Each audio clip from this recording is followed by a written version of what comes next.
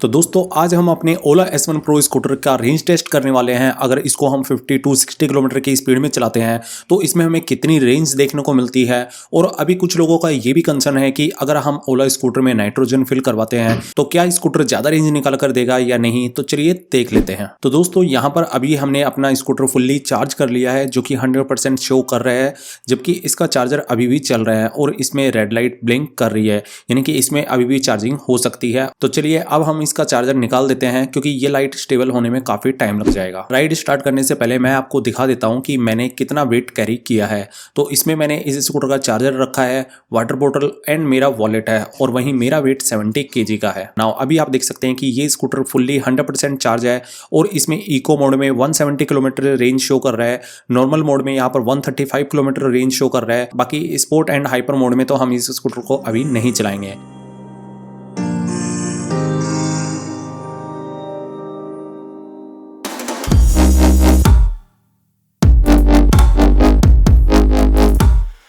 तो अभी हम सबसे पहले तो इस स्कूटर में नाइट्रोजन फिल करवाते हैं, जिसके लिए पहले ये भैया हमारे इस स्कूटर का पूरी तरीके से हवा निकालेगा और अब इन्होंने इसमें नाइट्रोजन भरना स्टार्ट कर दिया है। यहाँ पर आप नाइट्रोजन फिल करवाते हैं तो इसके लिए आपको पे करना पड़ता है। फर्स्ट टाइम फिलिंग के लिए 20 रुपीज़ देना पड़ता है, टॉपअप करवाने के लिए 5 रुपीज़ चार्ज देना पड़ता है। तो दोनों टायर में यहाँ पर 33 PSI डलवाया है, जो कि ओला भी बताती है कि इसमें 33 PSI ही डलेगा। साथ में इन्होंने ग्रीन कलर की कैप भी लगा दी है जिससे कि पता रहेगा कि इसमें नाइट्रोजन फिल हुई है। वहीं दोस्तों टायर में हवा डलवाकर हम निकल पड़े हैं और इस स्कूटर को मैं 50% लोकल चलाने वाला हूं और बाकी 50% थोड़ा हाईवे पर लेकर जाऊंगा, क्योंकि अगर पूरा ही मैं इसको लोकल चलाऊंगा तो काफ़ी ज़्यादा टाइम लग जाएगा और लेट नाइट भी हो सकता है।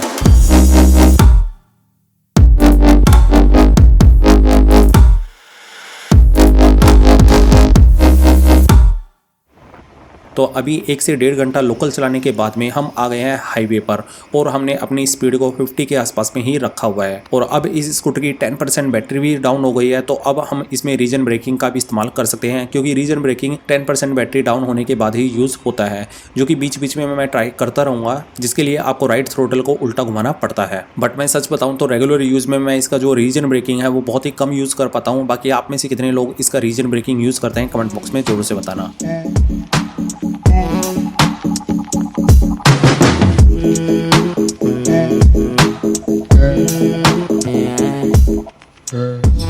वहीं जब हाईवे पर दूर दूर तक मुझे कोई नहीं दिखाई दिया तो मैंने इसका ज़्यादा से ज़्यादा क्रूज़ कंट्रोल भी यूज़ किया, जो कि सच में काफ़ी ज़्यादा यूज़फुल फीचर है। अगर आप एक लॉन्ग ड्राइव पर जाते हैं तो क्रूज़ कंट्रोल आपको काफ़ी ज़्यादा मदद करेगा, जिससे कि आपको थकावट भी नहीं होती और आप लॉन्ग डिस्टेंस ईजिली कवर कर सकते हैं।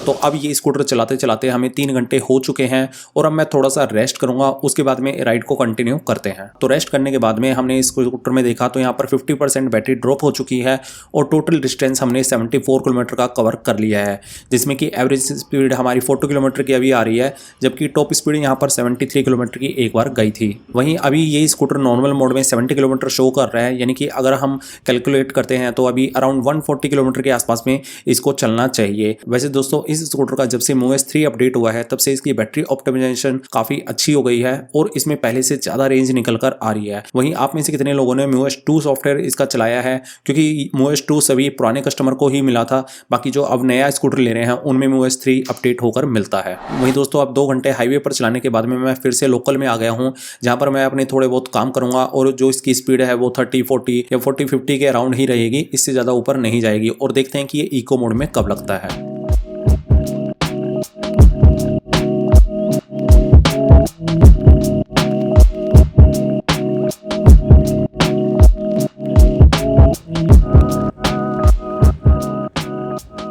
तो दोस्तों अब टोटल 6 घंटे चलाने के बाद में फाइनली इसकी बैटरी 50% रह गई है, जिसमें कि इसका इको मोड एक्टिव हो गया है, यानी कि अब मैं इसका नॉर्मल मोड स्विच नहीं कर सकता और इसकी टॉप स्पीड आप सभी को पता होगा कि 42 किलोमीटर पर आवर से ज़्यादा नहीं होगी। तो यहाँ पर थोड़ा सा टफ कंडीशन आ जाती है, तो यहाँ पर ट्रैफिक वगैरह में इसको चलाने में, क्योंकि ये पिकअप नहीं पकड़ता तो थोड़ा सा प्रॉब्लम होती है। वहीं अब ये इको मोड में 23 किलोमीटर की रेंज शो कर रहा है, जिसमें कि टोटल अभी तक मैंने 118 किलोमीटर ये स्कूटर चला दिया है।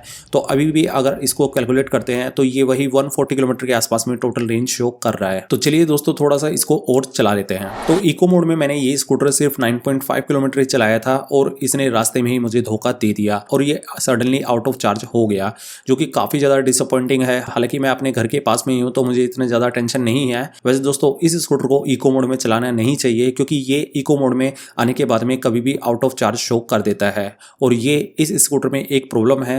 कंपनी ने अभी तक इसको फिक्स नहीं किया है। वहीं कुछ देर तो मैंने इसको धक्का मारकर चलाया, बट फिर मुझे ध्यान आया कि इसको रीस्टार्ट करके देखना चाहिए और फिर मैंने जब इसको रीस्टार्ट किया तो यहाँ पर 10% बैटरी फिर से शो हो गई। Out of charge. Changing to parked mode in 10 seconds. और जैसे ही मैंने इसको चलाया तो ये थोड़ी देर में फिर से आउट ऑफ चार्ज बोलने लग गया।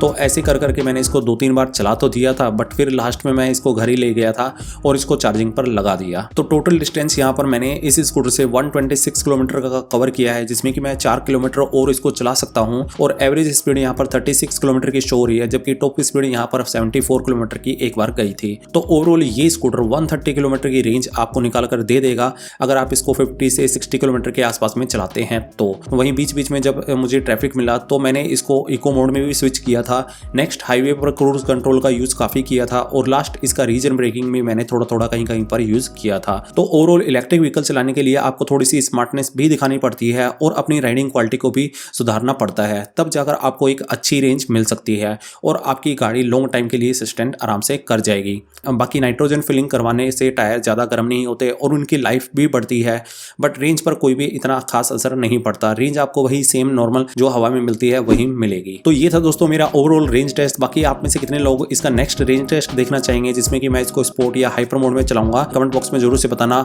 और वीडियो अगर थोड़ा सा भी हेल्पफुल लगा हो तो प्लीज वीडियो को लाइक कर देना। मैं मिलता हूं आपसे और ऐसी नई वीडियो में, तब तक के लिए stay safe and safe ride.